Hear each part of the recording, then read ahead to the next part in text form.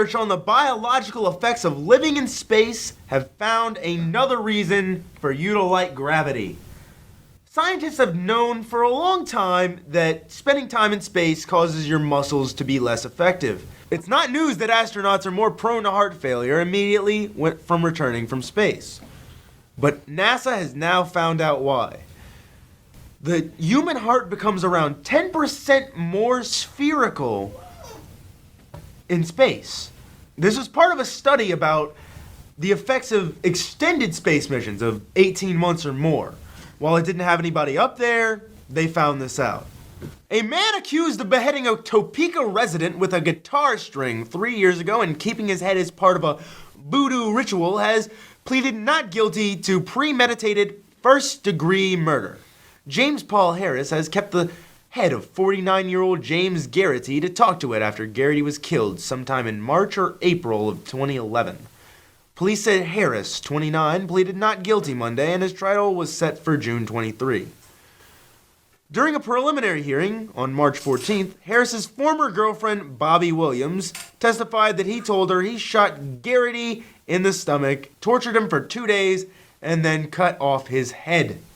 Topeka Police Detective Brian Hill testified that Williams told him during questioning that Harris kept the head in a canvas bag so he could talk to it as part of a voodoo ritual. It seems the world wasn't quite done delivering just desserts to the man primarily responsible for the road rage internet video du jour, instant karma. A woman filmed a man apparently tailgating her on a road in Tampa, Florida last week. Shortly after he's seen flipping her the bird, he loses control of the truck, spins across a median, and goes through oncoming traffic. He comes to arrest only after taking out a light pole. That's what you get, the woman says, laughing loudly. All on video, buddy. The YouTube video has garnered millions of views since it was posted on March 26th, and now, WTSP reports, the man in the video, who police said is 33-year-old Jeffrey White, was arrested. This just in! 75 million people are dead from the Black Death in the 14th and 15th centuries. It turns out that the bubonic plague, the disease that you and everyone else has been told that killed all those people, actually wasn't the bubonic plague. It was the pneumonic plague, which is the airborne version of the disease. It goes into your lungs, kills you really fast. Darth Vader, Dark Lord of the Sith, has announced that he will be running for the Ukrainian Prime Minister in its elections coming in these next few weeks. All right, are we ready? Yeah. Darth Vader, Dark Lord of the Sith, will be representing the UIP party, otherwise known as the Ukrainian Internet Party, in the coming months as the candidate for the Ukrainian presidency.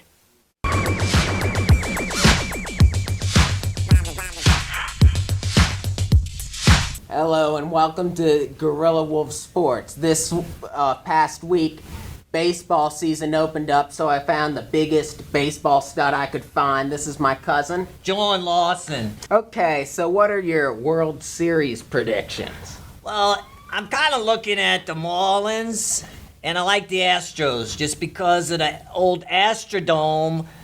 It was just a beautiful experience when the grass didn't grow there. So I'm going to go back with the Astros, and maybe the Marlins might make it just because I like fishing.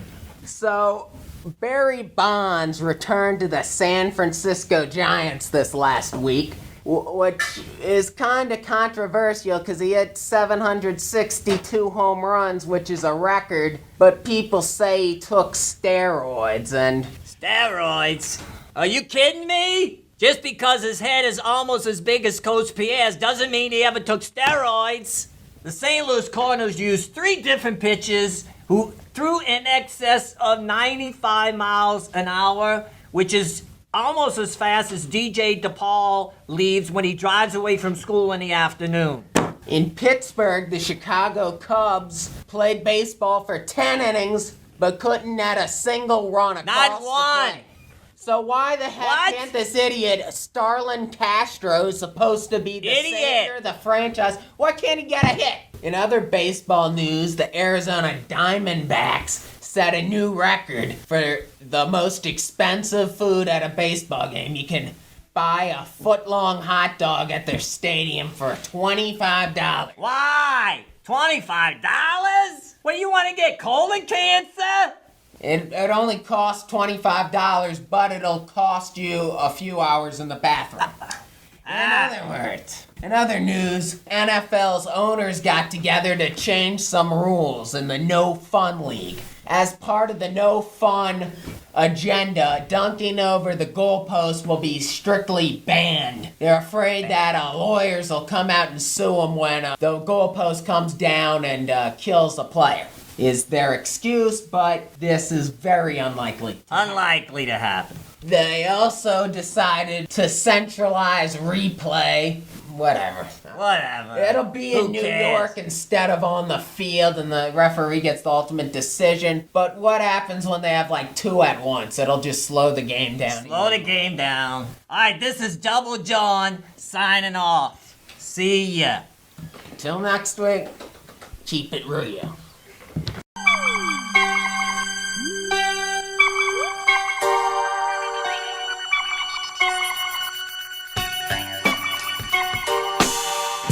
Oh, who do you think should get the Spirit Award? Obviously, the seniors feel like they should get it because, they're leaving. So, we don't want to upset them on their way out. The sophomores obviously won. Freshmen, no. Seniors. Juniors, obviously. I think the 8th grade one for sure. Oh, definitely the sophomore. Sophomore. Seniors. Ooh, definitely the seniors should have won it. But then, if the seniors won it, everyone would think it's rigged. So. Definitely not the sophomores. They were terrible juniors, definitely. The 9th grade level. The 13th grade. Me.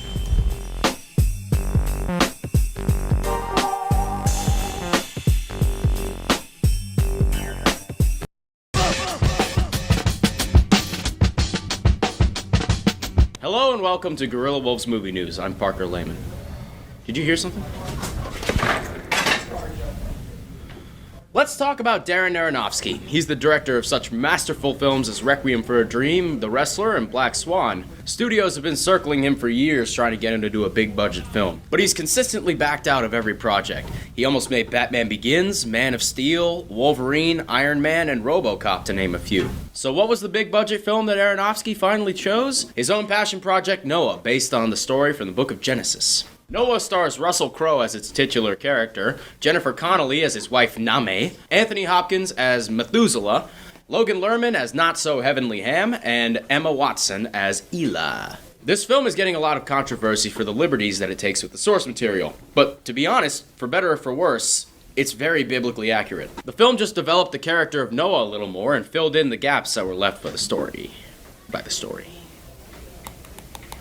There's one thing in this movie that people consistently have beef with, and those of you who have seen it know exactly what I'm talking about. But the inclusion of the fallen angels isn't exactly all complete weirdness. Aronofsky actually pulled the inspiration for them from the non-canonical Book of Enoch, which tells the story of angels that were cast out of heaven for sympathizing with the humans when they learned that God was going to sneeze all over the earth. But how was the movie? I thought it was excellent. It turned the story of Noah into a massive, haunting epic that is incredible to watch. Noah is portrayed as a very complex character with the moral decisions he's forced to make reducing him to a blubbering, drunken stupor by the film's end. So basically, Russell Crowe in real life. So overall, I give this movie a 9 out of 10. Everyone should see it. I think it's fantastic. Until next time, I'm still Parker Lehman. Hello and welcome to Guerilla Wolves Movie News. Wasn't I just here? For a while there, it seemed like the Marvel movies after the Avengers were going to be consistently subpar, because Iron Man 3 and Thor 2, while they were entertaining movies, didn't really have any effect on the universe as a whole. Then along comes Captain America. Finally, a Marvel movie that actually continues the story from the Avengers instead of just acknowledging that it happened. Captain America stars Chris Evans, Scarlett Johansson, Samuel L. Jackson, and Robert Redford as Alexander Pierce. Here's something you didn't know. It's directed by You, Me, and Dupree, Arrested Development, and Community helmers Anthony and Joe Russo. Why? No ding-dong idea. This movie's probably the best solo Marvel movie since Iron Man. It's well written, has great emotional conflict, and the Winter Soldier is a bad dude. He's a lot like Nemesis from Resident Evil 3. He shows up out of nowhere, beats the snot out of Cap, and then leaves just as soon as he arrived. Seriously, at the beginning of this movie, this dude is really cool. His best scene by far is when he blows up that car and dodges it like a matador. And then he had to open his mouth. Seriously, if the Winter Soldier had not said a single word throughout this entire movie, he'd be one of the greatest villains ever. But I guess it's necessary to the story and stuff, so whatever. Everyone else in this movie is totally awesome too. Chris Evans kills it, Scarlett Johansson is ravishing as always, and Samuel L. Jackson is awesome as Nick Fury. If I had to pick out a weak point in this film, it would probably be the direction by the hermanos Russo. The action scenes are spectacular, but everything else is kind of bland. So overall, I give Captain America a 9 out of 10. Definitely worth seeing. Until next time, I'm still Parker Lehman.